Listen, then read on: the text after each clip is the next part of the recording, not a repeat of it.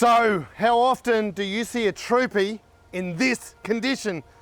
Daddy? Unstoppable. HJ 47, 5th month, 1982. So, middle of the line for the HJs, he's still drum brakes, a lot of things going on. But let's talk about the history of this one before we get into the mechanical. The history of this little bad boy is it comes from the ACT now, and I think we're on our 3rd recorded owner that we know of. So it started life as a family car, and the gentleman that owned it had 7 kids. So he needed a Troopy with rear seats, and he piled them all in the back, and they grew up in this thing. How cool is that? But the kids grew up, and Dad no longer needed the extra seats in the back, so it was time to move it on. And then it found its next owner somewhere along the central coast above Sydney. It made its way to a gentleman there, and that gentleman lost his arm in a shark attack. So these things without power steer, it was no good for him anymore with his one arm. So he put that one on the market, and Aaron came along. Now Aaron owns this now, and Aaron's in the ACT, and Aaron, you have done really well. We've enjoyed having this car here. Now Aaron's story, Aaron has a great story too. Now Aaron, he is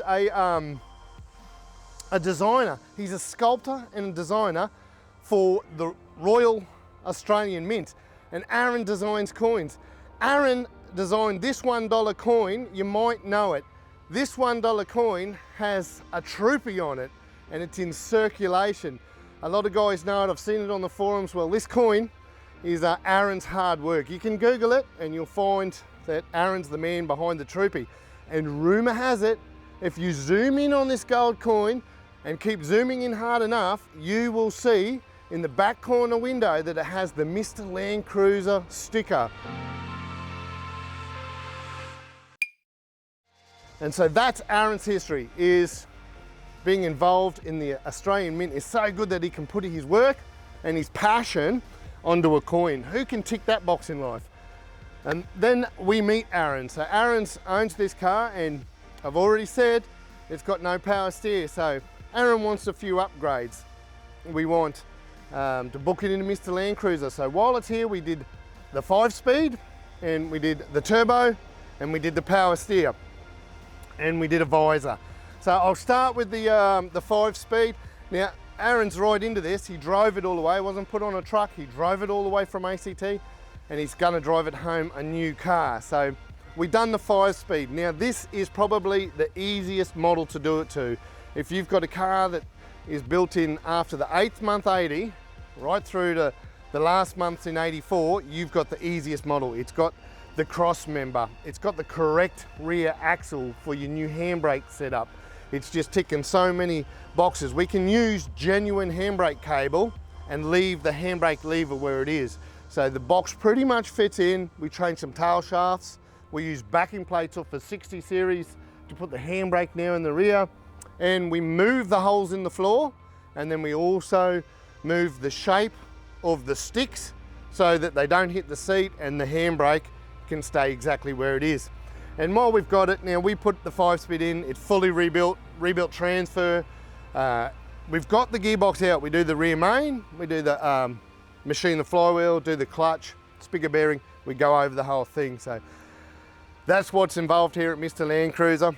And now it's 5-speed, and then we threw the turbo in it. So the turbo's in now, and I will start this one in a minute, but first of all, let's have a look under the bonnet and see the options that we don't see too often that Aaron's gone for. Sweet baby Jesus. Aaron, you've done well, you've chosen well. You can tell Aaron's a sculptor and designer. He knows his stuff, he knows his colors. This really looks cool. He's the first client to tick yes on everything ceramic coated and powder coated. So powder coated, look at the airbox, the induction, the crossover, the snorkel beside me. Just come up a treat. He's ticked the powder coat on all that. And Whistle and Soot, they finish it all with the stainless trim, so you see all the bolts and the clips all in stainless. It just looks sweet in there. And then we've got the ceramic coat, so everything hot. You've got your manifold, your full system exhaust. from one end to the other is all black ceramic coated, and it is come up a treat. And what we're going to do in the future, this thing drives really, really nice, and it would be good to take the camera with me. So Richard and I bought a couple of GoPros, so we're going to start throwing that in some walk arounds. They're on special. So we're going to do some more driving these vehicles. I'll kick it in the guts in a minute, but this thing, third gear with the turbo, what we do is you'll read a lot of times in forums, or we get comments, oh, I hope you ceramic coated this, I hope you got big balls, and I hope you're going to rebuild it when she blows up. If you know what you're doing and you do it right, a turbo will complement a 2H really nice. My turbo's been in there 9 years, a little over now, 500,000 Ks on the clock. So a lot of that's been turboed. So what we do, we don't overfuel them. Fuel creates heat, fuel blows head gaskets. So we can still run a few pounds through them, but you've got to look after them. So the turbos now, so Aaron can travel up a hill and keep the speed limit. When the lights go green, he's still going to be the slowest, but when he overtakes a caravan, that same caravan's not going to overtake him come the next hill. So he's going to really enjoy this, driving it back to Canberra. Absolutely love turbos. There's 3 of us work here. We all drive turbo 2Hs. Also under the bonnet, I've mentioned power steer. That's what this bad boy is. The reservoir, it's the giveaway if a car has power steer or not, because everything else is pretty hidden. To do this one, we found a few issues with the viscous fan, the radiator was leaking, so we've just tidied up a lot of hoses and belts and stuff while we're there. But this one has the 60 series power steer. Now, if you're going to have a crack at this one at home, there's a lot involved. So we have the fish plate and crush tube and the shock towers from McKinnon's cruisers. They go onto the chassis. We have them welded and signed off on the chassis, but then from there we have the 60 series steering box up the front. We go an intermediate a column, a collapsible column that we can't find used anymore, so we have brand new ones, and we have brand new, I believe it's a Hilux knuckle to join it all to the re-splined column that we also have on the shelf. It does get a bit tricky.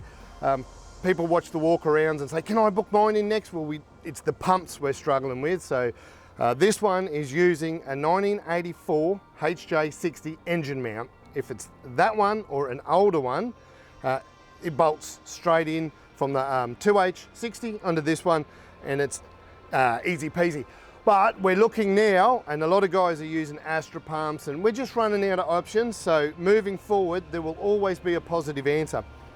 We changed the kingpin arms to the 60 series ones to hold on to the steering box, but then that changes the arms. So we've got 70 series arms up the front, and we changed the dampener and a few other little things as we go. But now it's in mine. I have a car trailer. I reverse into this building with the car trailer, and you're gonna love power steering. It's so great. So Aaron's now got the turbo, the power steer, and let's not forget the 5-speed. Very, very exciting. How about we just kick her in the guts now and have a little listen.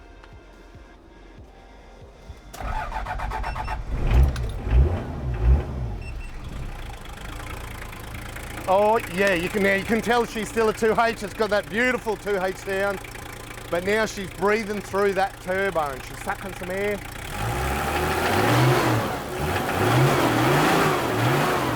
Aaron's gonna absolutely love this, and I tell you, in the future we want to do a bit more driving with our walk-arounds, because this is something I can't show just standing here waffling, is how well this drives, how well third gear just picks up on this. It's absolutely amazing, hey? Aaron, you're gonna love that. But let's go and take a look at how beautiful it is inside this Troopy. Isn't this stunning? Let me talk you through it. Look at the hood lining. It's all grey and been revitalised. Behind me in the rear is a false floor carpeted right through, so you've got storage underneath, and the rear seats are gone. You've got storage underneath, and then you can set up your camp bed and things on top. So she's starting to be really set up for touring. Up the front, she's pretty plain and simple, but my bum is sitting on reupholstered XR6 seats, and we have adapters and that. These came with it, but if you're going down this road, you can get the adapters now off the shelf, as long as it's a post 1979 model. off the shelf. This one, we've left the dash alone. You'll see when we do a turbo, we put the pyro and the boost in the 1 gauge and put it underneath the dash. There we go, we light that bad boy up. And by having it there, we're not tapping into, we're using an existing hole underneath. So we're not drilling into a man's classic car and tampering with the dash. We're only tampering with the engine a little bit. And that's it. This is just a beautiful, clean rig. Absolutely stunning in here. There's plenty of room. Being a Troopy, you get more leg room. The seats go a lot further back. And Aaron also has a matching console, goes in with the greys, the other colors in the car. And that's it. He's really gonna enjoy it. A bit of a fucking week ending, but oh well. Oh, listen to that. Isn't she beautiful? Now, a couple of things I haven't mentioned is the JTX headlights. They are something we're very proud of, and there's so many different options there. They're, again, Australian company, ADR approved, over the moon with them. So we gave Aaron a set of those while it was here. And the other thing I haven't spoke about it is the visor. The visors are just new to Mr. Landcruiser. So they aren't on the website. This is the first one we've fitted. We have to make sure we like the product. So I've got one going on my 60.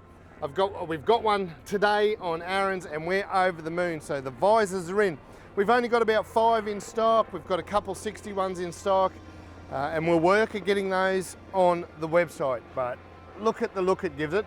But not only that, the amount of sunlight that it cuts as you're touring and driving, especially as the afternoon grows tired, absolutely wonderful. These come raw. The price is for a raw one.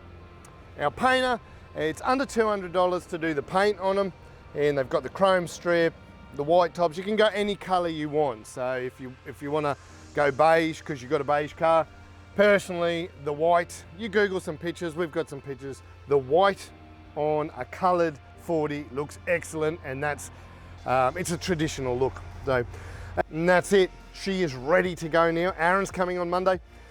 We did a couple other little things, just shocks and tidied a few little things up, but Aaron is going to be here in a few days. He's going to drive it all the way back to Canberra. I can't wait for the feedback. He is going to wee his pants. He's going to love this thing. It's been so exciting having it here. It's a pleasure to work on. I've really enjoyed driving this one. This one is a 5th month 1982 HJ47.